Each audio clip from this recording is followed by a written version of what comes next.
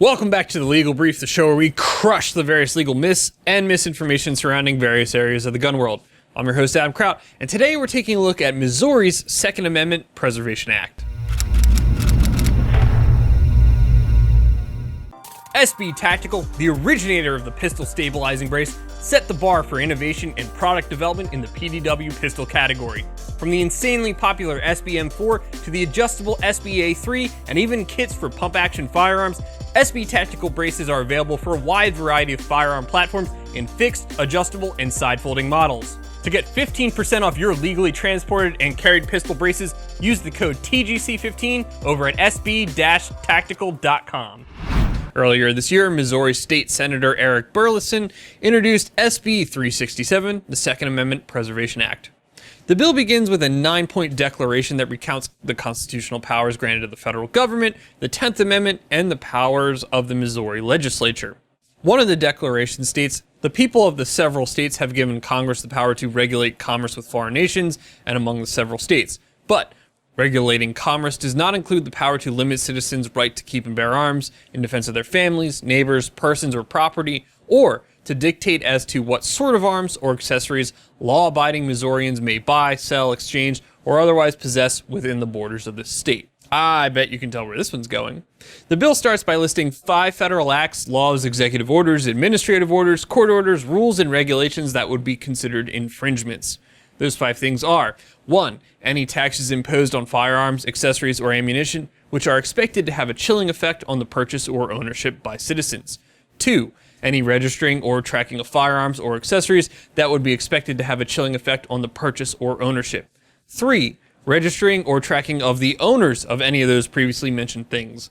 4. Any act forbidding the possession, ownership, or use of firearms, accessories, or ammunition by law-abiding citizens. And 5. Any act ordering the confiscation of any firearm, accessory, or ammunition. The bill also states that any federal acts, laws, executive orders, administrative orders, court orders, rules, and regulations, regardless if enacted before or after the provisions of this bill, which infringe on the people's right to keep and bear arms as guaranteed by the Second Amendment to the Constitution of the United States and Article 1, Section 23 of the Constitution of Missouri, shall be invalid in this state, shall not be recognized by the state, shall be specifically rejected by the state, and shall be considered null and void and of no effect in the state.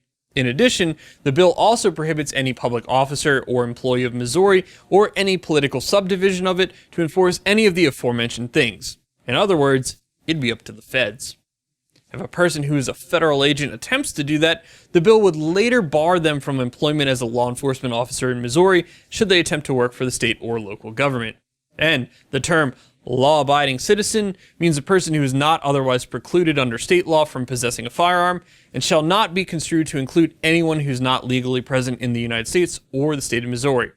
Put another way, as long as you're in the country legally and you're physically present in the state of Missouri, if passed, this would apply to you, regardless of whether you're a Missouri resident or not. As you might have started to catch on, the bill's purpose is to nullify any federal action on firearms within the state of Missouri.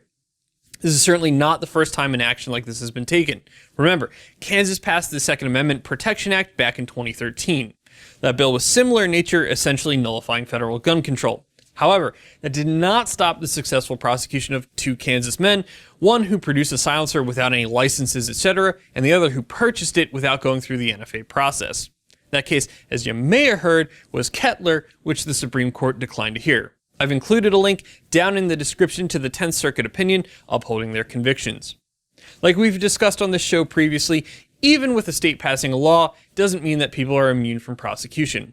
One need not look further than states that have legalized the use of marijuana and the federal action that's been taken against those individuals who run afoul of federal law to get an idea as to what might happen. That's it for this episode. If you learned anything from the show, help us out, hit that like button, make sure you share it around with your friends. Don't forget to get subscribed if you enjoyed the video. Consider supporting us via the links down in the video description. And as always, thanks for watching.